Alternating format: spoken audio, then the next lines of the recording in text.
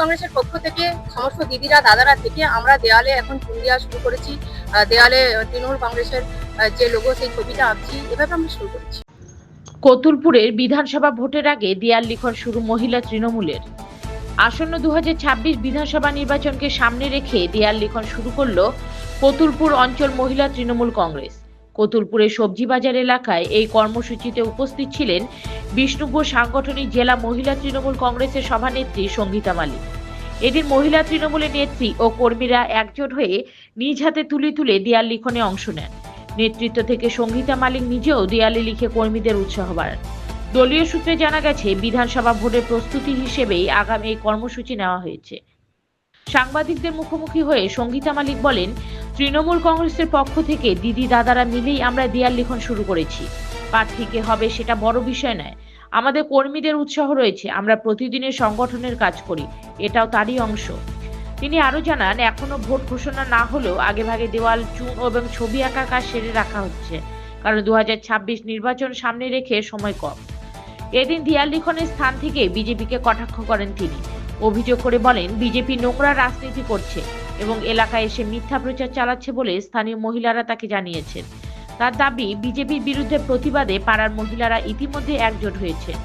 মহিলা তৃণমূলের এই আগাম দেয়াল লিখন কর্মসূচি ঘিরে কতুলপুরের রাজনৈতিক তৎপরতা যে জোরদার হচ্ছে তা স্পষ্ট বলে মনে করেছে রাজনৈতিক মহল। কতুলপুর থেকে রিপোর্ট, নিজস্ব প্রতিনিধি, ভোরের সংবাদ। তৃণমূল কংগ্রেসের পক্ষ থেকে সমস্ত দিদিরা দাদারা থেকে আমরা দেয়ালে এখন চুন দেওয়া শুরু করেছি।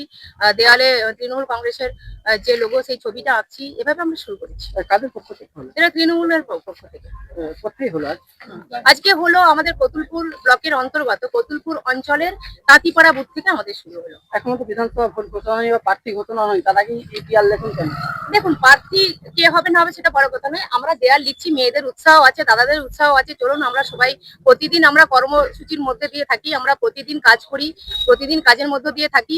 তাই এটাও আমাদের একটা কাজের মধ্যে পড়ে, যেহেতু সামনে 2026 বিধানসভা নির্বাচন, আমাদের হাতে সময়টাও কম আছে। তাই আমরা আস্তে আস্তে করে চেষ্টা করছি, দেয়াল লিখন শুরু করছি। বিধানসভা ভোটও তখন ঘোষণা হয়, তার আগেই দেয়াল লেখন। হ্যাঁ, বিধানসভা ভোট ঘোষণা হয়নি সেটা সবাই জানে, কিন্তু আমরা দেয়ালে চুন দেওয়ার কাজটা বা ছবি আঁকার কাজটা আগে থেকে সেরে রাখছি সবাই মিলে।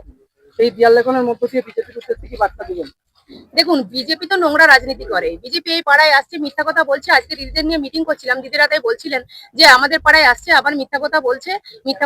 আমরা কিন্তু তাদেরকে কোনো প্রশ্রয় দিচ্ছি না, তাদেরকে আমাদের পাড়াতে দাঁড়াতেও দিচ্ছি না। বিজেপি আসলে কিন্তু আমরা বের করে দেবো।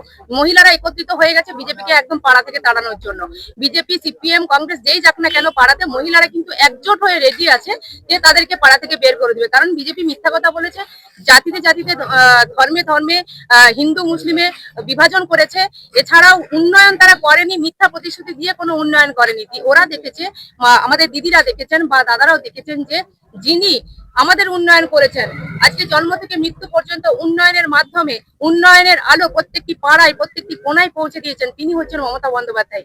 এমন কোনো বাড়ি আপনারা দেখাতে পারবেন না যেখানে মমতা বন্দ্যোপাধ্যায়ের উন্নয়নের প্রকল্প তার বাড়িতে পৌঁছায়নি। লক্ষ্মীর ভান্ডার বলুন, আজকে স্বাস্থ্যসাথীর কার্ড বলুন, আজকে যুবসাথী প্রকল্প শুরু হয়েছে, আপনারা জানেন। জন্ম থেকে মৃত্যু পর্যন্ত সমস্ত প্রকল্প এবং পাড়ায় সমাধানের মাধ্যমে যে পাড়ার ছোট ছোট রাস্তা, ড্রেন, যা কিছু পাড়ার প্রয়োজন সেটা করেছেন মমতা বন্দ্যোপাধ্যায়। এটা কি মহিলা তৃণমূল কংগ্রেসের পক্ষ থেকে? হ্যাঁ, তৃণমূল মহিলা কংগ্রেসের পক্ষ থেকে আজকে পাড়া বৈঠক ছিল, এখানে দাদারাও উপস্থিত ছিলেন।